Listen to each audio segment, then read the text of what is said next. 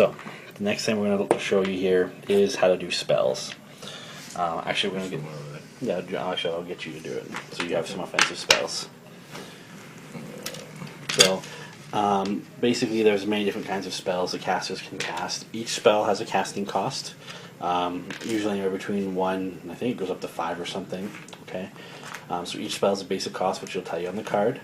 Offensive spells, actually most spells have a range. If a spell says control range, it'll usually say every model in the control range or any model, something like that. That's just how it sounds. Control range is your focus stat doubled, and you just measure that all around, so everything will be affected by said spell.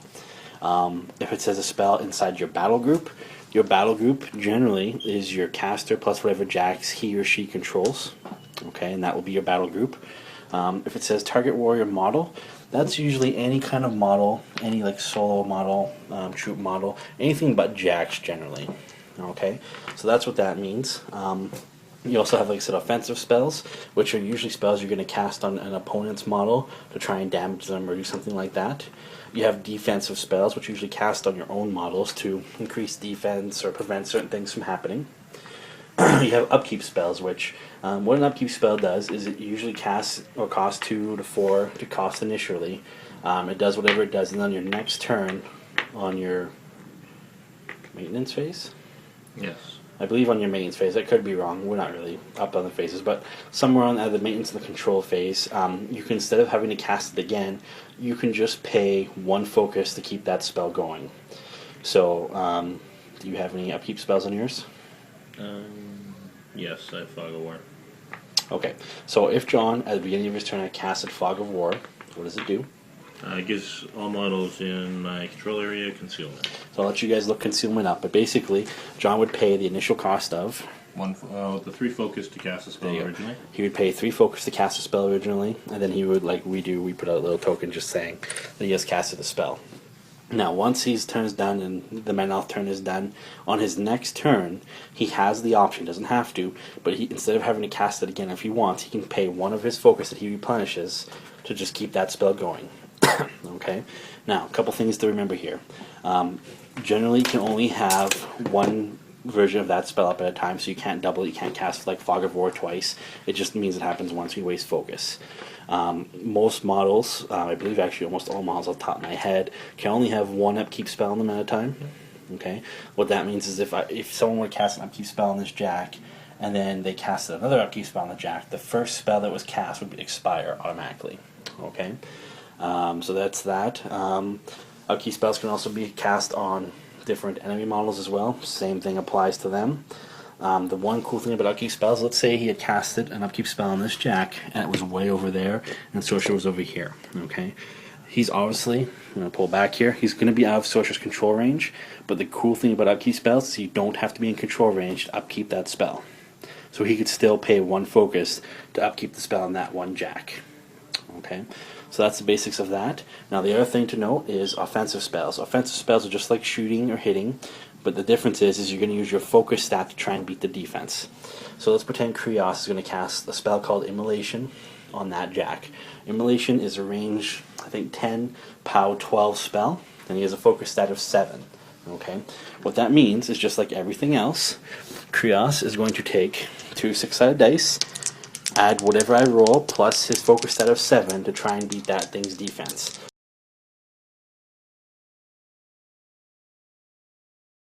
He's a defense of 10, so I need to have 7 plus my dice to beat his defense. So basically, that's not going to be hard. 4 and 2, 6 plus 7 is 13. Definitely beats 10. I hit him with that spell, and then basically you would read what the spell says to tell you what it's going to do, damage, all that kind of stuff. And you roll damage like normal. The other thing to take note of is you can boost to hit with a spell, as well as boost the damage on the spell, unless otherwise said.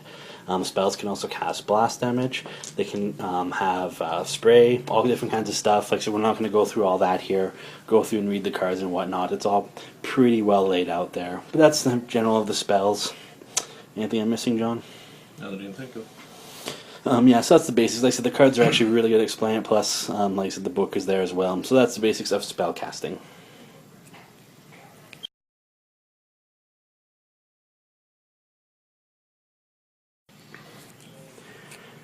Okay, so you've learned how to make damage, how to hit people, that kind of stuff. So basically, you're probably wondering, how the effects take place. Obviously, as we show, the caster has hit points. Jacks basically have hit points. Solos will generally have a few hit points. Some only have 1, some have up to 8. Okay, actually some might have up to 10 now. I think so. But yeah, so they generally have multiple hit points. So most squads, there are some, but most squads only have 1 hit point apiece. Okay, so that means if you hit and you do enough damage or pass their armor, that means you're just going to take, let's say this guy got hit by a shot, you're just going to take him off the table. Okay, so that's for that. Once a jack is destroyed, generally you're going to use something called like a wreck marker. But you can use a little template, pretty much whatever you want.